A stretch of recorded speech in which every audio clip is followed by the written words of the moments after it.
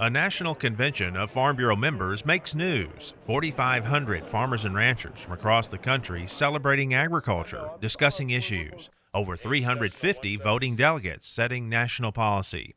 This year's headline for the Texas delegation, Success in San Diego. Momentum is good, but straight ahead are the challenges and realities of a new Congress and a new political dynamic in Washington, D.C. All of this means that Farm Bureau members will need to be aggressive, and we will need to begin our advocacy efforts as soon as possible. Farm Bureau members also will need to cut through the political noise. As we have seen over the past few years, the ever-increasing polarization in our Congress, we cannot ignore the extremes of the left and right, but we must speak to the center, the legislators in both parties, to go to Washington because they want to make policy and get things done.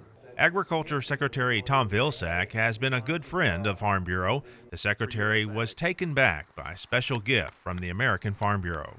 In the business session, Texas Farm Bureau delegates hit their mark with nearly 10 successful policy resolutions. They firmly established that cattle producers should drive decisions on the future of the beef checkoff and its marketing and research programs. Our delegates in the Texas delegation are in favor of the 1985 Act. We did not want a new checkoff under the 1996 Act, and they made that very clear at our state convention.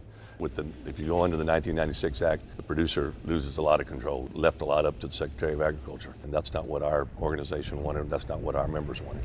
We're very committed to this and this policy. It concretes this policy that the 1985 checkoff is the checkoff that we'll operate under, and if there's any other changes, those involved in the cattle industry will have that opportunity to have that vote in a process that was very democratic.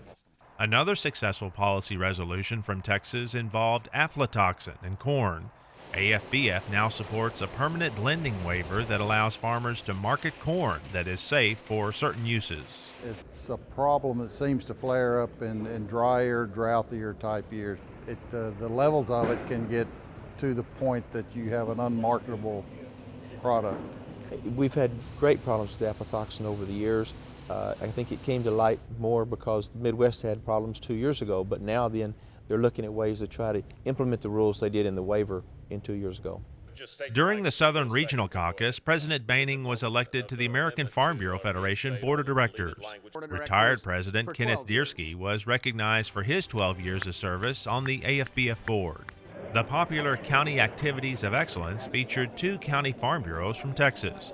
Limestone County Farm Bureau and its Farm Safety Program updated farmers and ranchers about new traffic laws and procedures for obtaining a pesticide applicator's license. The Cherokee County Farm Bureau and its Ag Rescue Training Day helped first responders become more familiar with farm equipment and how to best approach it in an emergency situation. Next year's American Farm Bureau Federation Convention is January 10th through 13th in Orlando, Florida.